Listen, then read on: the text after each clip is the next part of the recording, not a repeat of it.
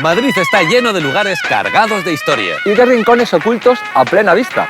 Y alguien tenía que contarlos. Soy Lorenzo Gallardo. Soy David Botello. Y esto es El Punto sobre la Historia.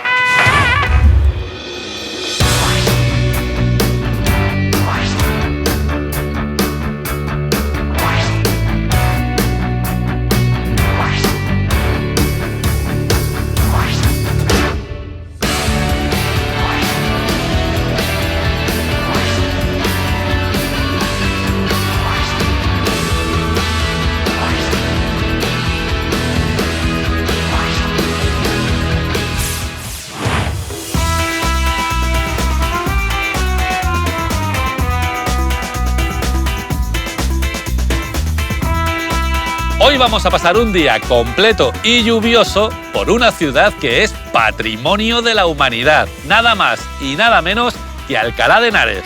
La historia de Alcalá es la historia de la convivencia entre tres culturas, cristianos, judíos y musulmanes. Es la historia de la primera ciudad universitaria del mundo y la de su precursor, el Cardenal Cisneros. Es la historia de todos los personajones que estudiaron en ella. Y cómo no, es la historia de este personaje tan amonigotado que tenemos detrás, Don Miguel de Cervantes Saavedra, nuestro escritor más querido y universal y que ha dado su nombre a esta plaza tan pintora.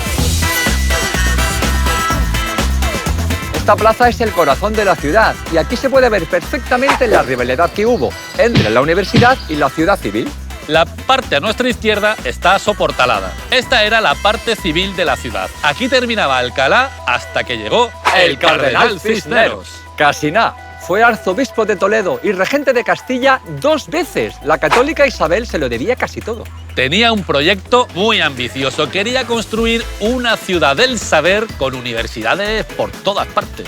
Vio este terrenito, que básicamente era un descampado a las afueras de Alcalá, y dijo: aquí pongo el cuarto de baño, aquí pongo la cocina, con isla, eso sí, y por aquí los rodapiés. Y a lo tonto, se montó la primera ciudad universitaria del mundo, que queda aquí a nuestra derecha, la que no tiene soportales. Cada una de estas 2 ciudades será independiente, con sus propias leyes, sus propias costumbres y sus propios mandamases. Como suele pasar en estos casos, los unos no se llevaban nada bien con los otros. Y cada vez que alguno organizaba un espectáculo en esta plaza, la tensión se podía cortar con un cuchillo. Los altos cargos de la universidad se subían a un arco que había en la entrada de su ciudad. Justo enfrente estaba el antiguo ayuntamiento, donde acudían los peces gordos de la ciudad civil. Sospechamos que se saludaban así: ¡Hola, Fondo Norte! ¡Hola, Fondo Sur!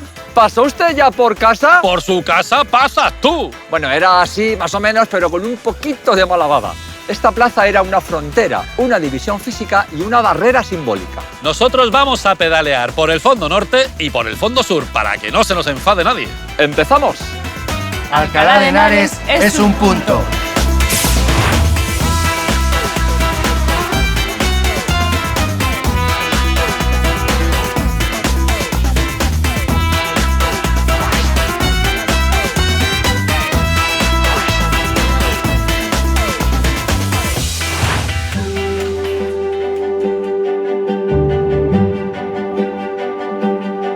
Este pedazo catedral no es una catedral cualquiera, es la Catedral Magistral. El título de magistral solo lo llevan 2 catedrales en el mundo. Una está en Lovaina, en Bélgica, y la otra es esta de Alcalá de Henares. Bueno, también es magistral el bizcocho que hace mi madre, pero esa es otra historia. Un beso, mamá. Hay quien dice que la ciudad de Alcalá se fue construyendo en torno a esta catedral, concretamente alrededor de una piedra que tenemos aquí. En el siglo IV los emperadores romanos se daban cuenta de que el cristianismo les empezaba a comer mucho terreno. Para impedirlo, un emperador llama al prefecto Daciano y le dice: vete pa' España y te cargas a todo cristiano que se te ponga por delante o por los lados, me da igual. Daciano no se corta un pelo y recorre España de punta a punta, martirizando a todos los que no reniegan del cristianismo. Un buen día, Daciano, el malo malísimo, se deja caer por estas tierras y se encuentra a Justo y a Pastor, 2 niños de 7 y 9 años. Al enterarse de que son cristianos, les obliga a renegar de su religión. Los niños se marcan un Ave María, cuánto serás mía, y se proclaman cristianos. Y va Daciano y se pone: a ver, niño, poned la cabeza sobre esta piedrorum, que ya veréis qué risa. Y zasca, ahí mismo los decapita. Alrededor de aquella piedra se monta la capilla de los Santos Niños, que luego se convierte en iglesia, en colegiata y hoy es esta catedral. Ya es que más cosas no puede ser. Tanta era la devoción que empezaron a construirse casas alrededor de la capilla primitiva. Aquellas casas son el origen de Alcalá y por eso los Santos Niños son los fundadores y patronos de Alcalá de Henares. Durante los años de la España musulmana, los restos de los Santos Niños fueron de un lado a otro para protegerlos. Y ya Felipe II devolvió las reliquias a la catedral. Si los patronos de Alcalá son los Santos Niños, la patrona de Alcalá es la Virgen del Val, que también tiene una capilla y una leyenda. Cuentan que un buen día un labrador estaba ahí, dale que te pego con el arado, hasta que tropezó con algo. Y él, que pensaba que era una piedra, va y se encuentra que es una imagen de la Virgen. Se la llevó a su casa y se fue a dormir. Al día siguiente se quedó topicueto cuando vio que la Virgen había desaparecido. Se fue a trabajar allí a su sembrado y se la encontró de nuevo.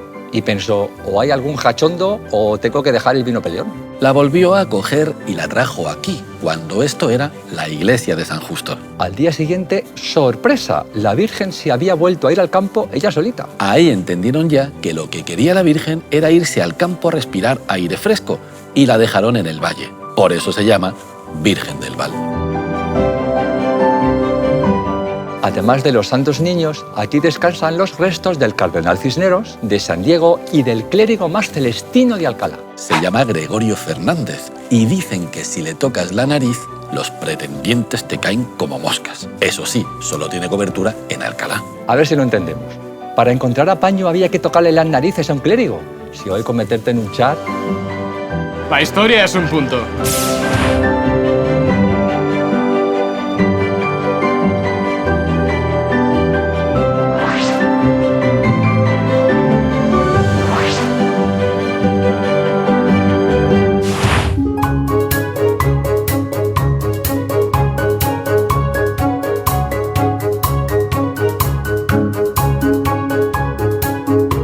Esta es la calle Mayor de Alcalá, la calle soportalada más antigua de toda Europa y la más larga de toda España. Esta calle pertenecía a la antigua judería. Algunas casas aún conservan las típicas construcciones hebreas de vigas de madera. Durante el tiempo en que fue judería, las columnas también eran de madera. Cisneros decidió cambiarlas por columnas circulares de piedra. Aún se conservan algunas de aquellas columnas circulares que además tenemos que imaginar pintadas a todo color. La disposición de la casa es la misma que había antiguamente. La planta baja se dedicaba al comercio y los dos pisos de arriba a las viviendas. Todas las viviendas estaban conectadas por un pasillo. De esta manera no hacía falta bajar a la calle para ir a casa de la vecina para pedirle sal.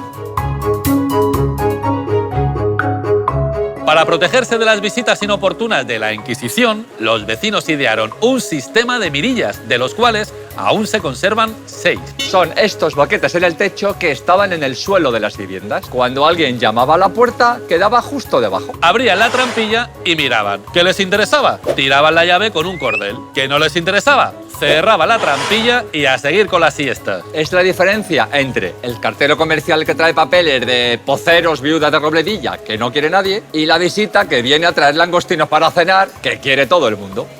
El punto sobre la historia.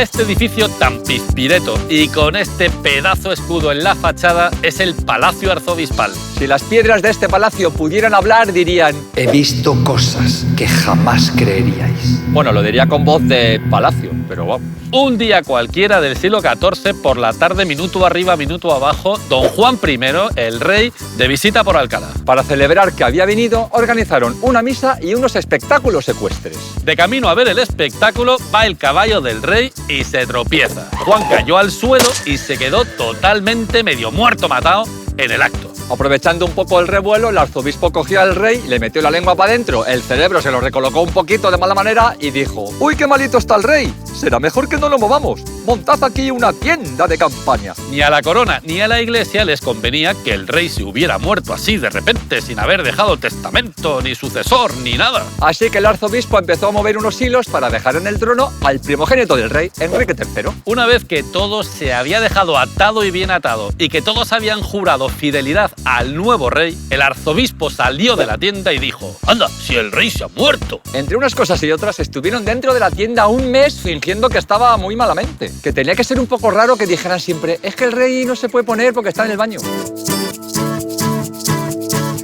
Pero no solo hubo muertes, aquí dentro también hubo un nacimiento. Nada menos que el de Catalina de Aragón, hija de la católica Isabel y futura reina de Inglaterra. Aprovechando que la reina Isabel estaba por aquí descansando del parto, a Cisneros se le ocurrió una idea: invitar a Cristóbal Colón. Y por lo que se ve, Colón se plantó aquí, en este palacio arzobispal. Y aquí tuvo la primera reunión con la católica Isabel para ver si le podía financiar sus vacaciones caribeñas. Ya sabéis cómo acabó aquella historia, ¿verdad? Bueno, ya tenemos una muerte y un nacimiento. ¿Se puede pedir más? Pues sí, ¡un milagro! Aquí veraneaba el príncipe Don Carlos, el hijo rarito de Felipe II, que era un bicho de canalla y de mujeriego. Un día el chaval tuvo la gran idea de perseguir a una de las doncellas por casa. La doncella asustada echó a correr, se metió en una habitación y le cerró la puerta a las narices al príncipe Don Carlos. Que no es una metáfora. Literalmente se dio tal porrazo contra la puerta que se partió la cabeza al tío Cebollino. Al pequeño Carlitos ya le daban por muerto, pero Felipe II no perdió la esperanza. Era un petardo, pero era su único hijo varón, el heredero del imperio. A la desesperada mandó que sacaran de la magistral el cuerpo incorrupto del monje franciscano Don Diego. Después de darle un paseíto por toda la ciudad, le metieron en la cama del príncipe.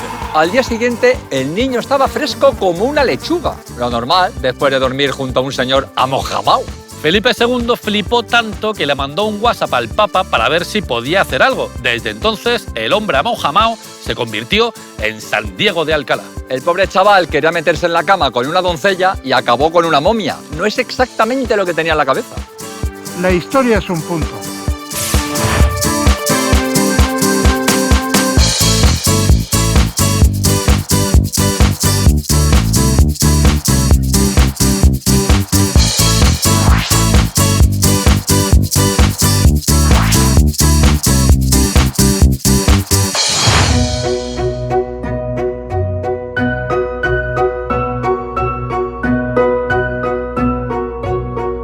Desde el siglo XIII hasta el XVI, en Alcalá convivían las tres culturas: los cristianos, los judíos y los musulmanes. ¿Vivían todos juntos? Sí, pero no revueltos. Los barrios de cada religión estaban delimitados.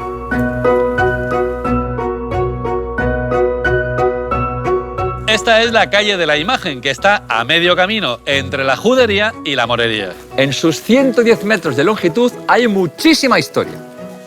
Este es el convento de la Imagen. Aquí estuvo Santa Teresa de Jesús por lo menos 3 veces. También estuvo Sor Luisa de Belén, una de las hermanas de Cervantes que fue priora 3 veces. Esta es la casa donde nació y vivió Manuel Azaña, presidente de la Segunda República. Y enfrente está la casa del alcalaíno por excelencia, Don Miguel de Cervantes. La historia es un punto.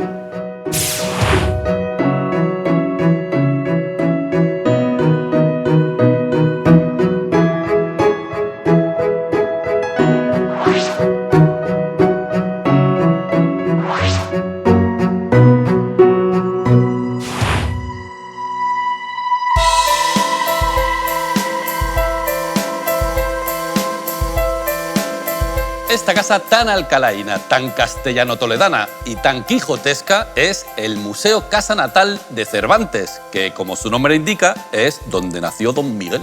Recrea el ambiente de la vida cotidiana de los siglos XVI y XVII tal y como la conocieron los Cervantes, afortunadamente sin el agua va. Y vosotros diréis, ¿cómo podían tener este casoplón si los Cervantes estaban a 2 velas? Pues porque durante un tiempo los Cervantes vivieron a todo trapo, gracias a Doña María, una tía de Cervantes. La tía María estaba todo buena, tanto que nadie podía dejar de echarle el ojo. Había un muchacho que le echaba algo más que el ojo y le daba con la moza unos carpe diem de estos buenos. El muchacho al que llamaban el gitano era hijo bastardo del duque del infantado, que era un picaflor de mucho cuidado. Y como de casta le viene al galgo, el gitano también le salió calavera. Y eso que era clérigo. La familia Cervantes estaba tirando a bastante pela y la tía María no tenía dote para casarse. El duque, sabiendo el lío de la muchacha con su hijo, decidió pagarle un dinerillo cada mes. Una especie de manutención para la dote, pero la cosa era un poquito más complicada. Aquel pastizal era una mordida en toda regla para que la familia Cervantes mantuviera la boca cerrada. Y la familia del duque llevaba fatal este chanchullo. Pero sobre todo, lo que llevaba fatal es que el padre de María, el abuelo Cervantes, fuera el principal encubridor del duque cuando se iba de vivir la vida loca. Cuando el duque murió, pues claro, el abuelo Cervantes se quedó sin trabajo y la tía María se quedó sin dote. Se acabó la buena vida. Al menos los Cervantes habían tenido tiempo, cabeza y dinero suficiente para comprar esta casa. Al morir el abuelo Cervantes, la casa la heredó Rodrigo Cervantes padre, de profesión cirujano sangrador. Que es algo así como cirujano, pero sin título. En la casa podemos ver una botica en la que Rodrigo atendía a sus clientes. Cuando Cervantes tenía 4 añitos, Cervantes padre vendió la casa. Se fue a Valladolid para probar fortuna y terminó con una mano delante y otra detrás. Si Cervantes levantara la cabeza y pidiera la pasta que se le debe por los derechos del Quijote, había que pedir prestado al Fondo Monetario Internacional. ¡Alcalá de Henares es un punto!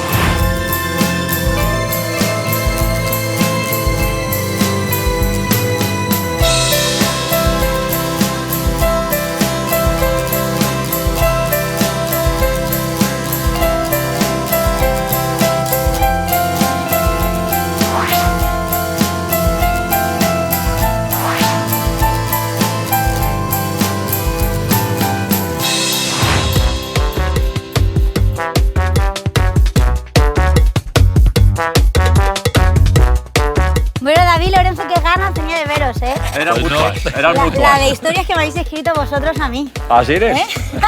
Pues hoy vengo yo a contaros una. Sí. A contaros una muy concreta, que es la del Hospital de Antezana. Sabéis que es un hospital que está aquí y que data de allá por los Reyes Católicos, 1483, que fue que se fundó. Y todo esto fue gracias a un matrimonio pudiente de la zona, que como no tenían hijos, pues dijeron, pues la herencia para construir un hospital. Un hospital muy chiquitito, que tiene solo 12 camas, y aquí por la zona se le conoce como el Hospitalillo.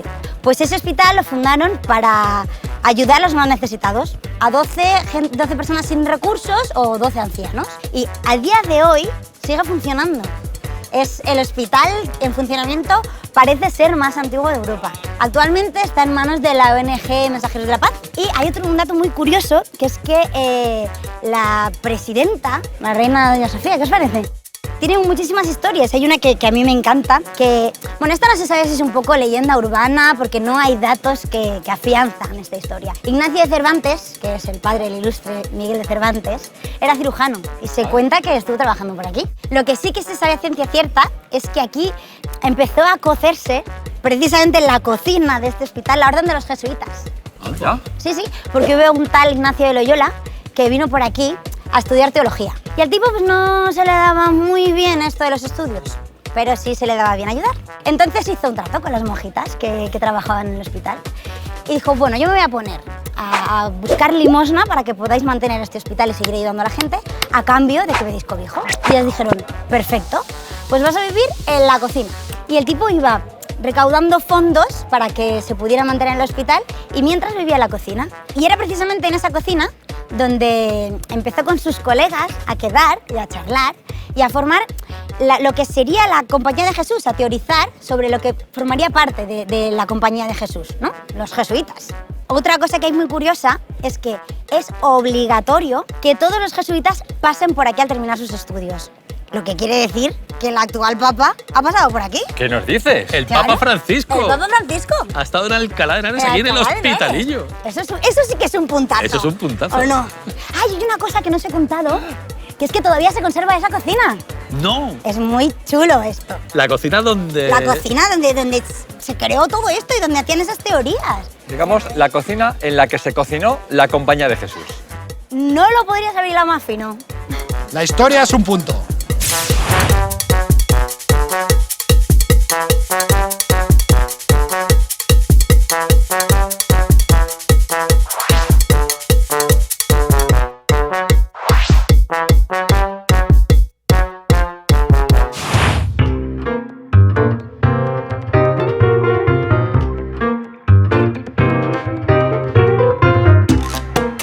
Estamos en el Corral de Comedias de Alcalá de Henares. Este es uno de los corrales de comedias más antiguos de toda Europa. Data de principios del siglo XVII, pero se conserva, bueno, pues casi igual que en la época. Ahora, pues donde están los palcos, eran casas, era una antigua corrala y era el patio de vecinos.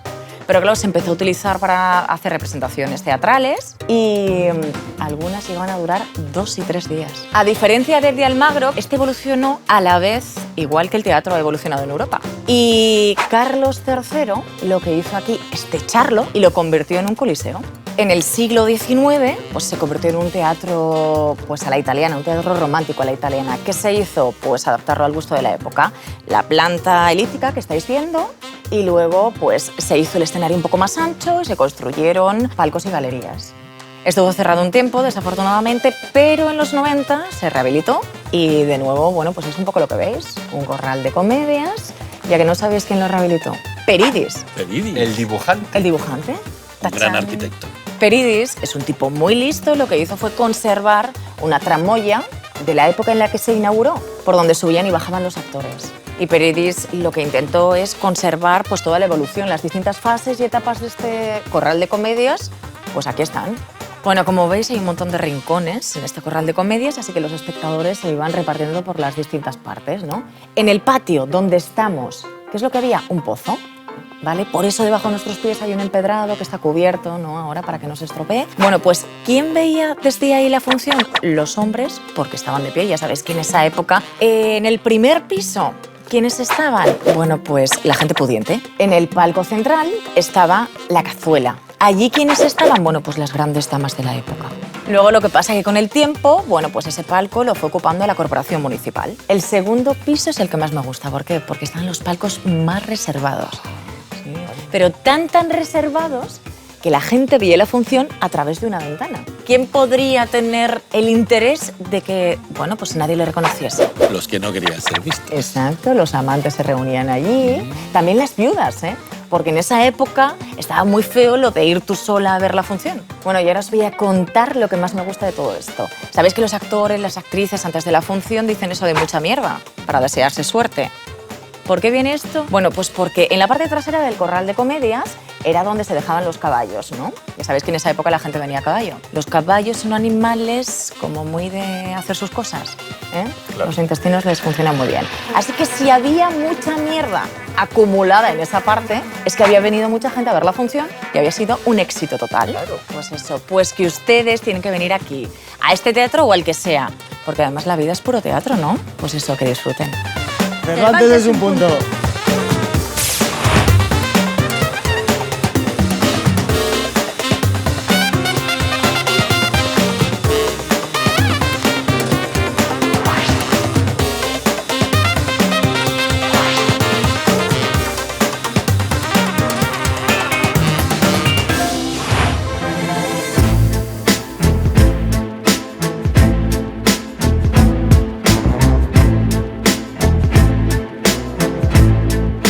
Bueno, os he traído aquí, chicos, al Colegio Mayor de San Ildefonso, que fue fundada por el cardenal Cisneros en 1499 y es prácticamente el edificio más característico de Alcalá de Henares.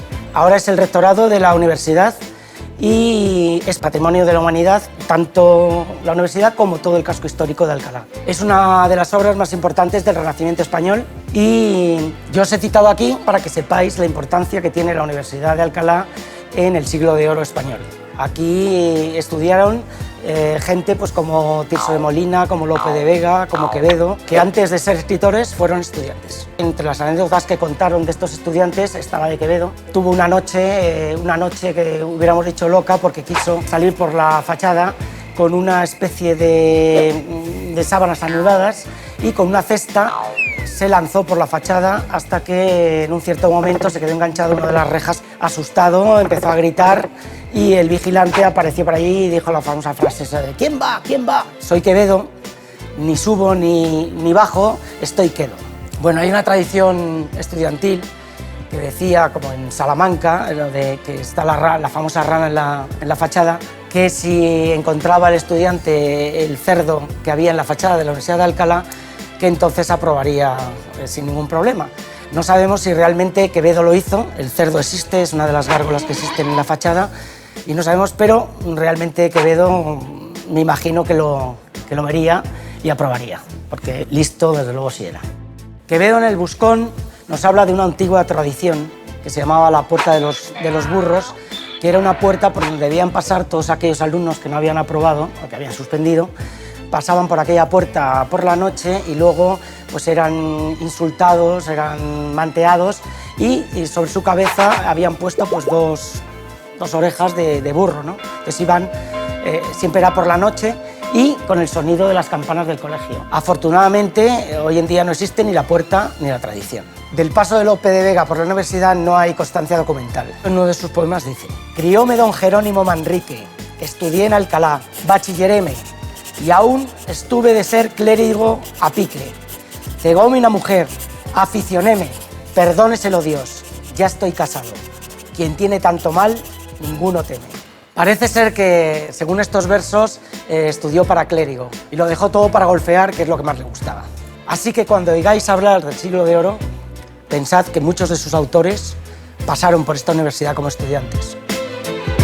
La historia es un punto.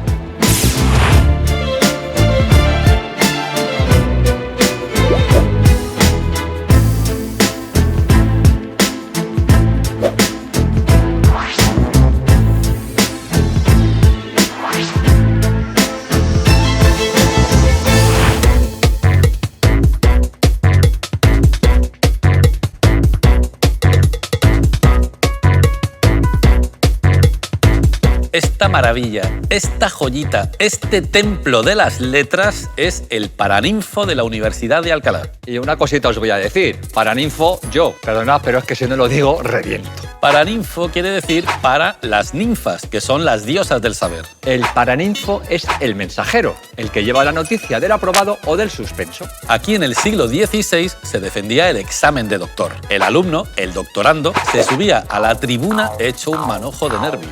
A su derecha había un amigo que le daba todo el apoyo posible y a su izquierda un abogado del diablo que atacaba sus tesis con uñas y dientes. Desde abajo, los profesores les podían interrumpir o preguntar cuanto quisieran. Y para colmo, el examen era en latín. Falsum, caecam, mendax, zurcefrenillos. Si conseguías aprobar, ya podías sentirte orgulloso de lo que habías hecho, porque te convertías en un pro. Si suspendías, no te libraba nadie del humillante paseo por la Puerta de los Burros. Actualmente, el Paraninfo es el lugar donde los reyes entregan el premio más importante de las letras españolas, el Premio Cervantes. Camilo José Cela, Vargas Llosa, Jorge Luis Borges y María Zambrano, entre otros muchos, tienen uno de estos en sus mesitas de noche. En el premio podemos ver dos manos que son las de Cervantes. Aunque era el manco de Lepanto, tenía todavía la mano izquierda. La tenía un poco averiada, pero la tenía. En la parte de atrás aparece la figura de un escritor, de espaldas y dándole ahí bien al oficio en pleno siglo XX, junto a un flexo y a un teléfono. Si venís a Alcalá, la visita al Paraninfo es imprescindible. Y todos y todas los que queréis escribir, adelante, que tal vez un día vuestro nombre decore estas paredes. El Paraninfo es un punto.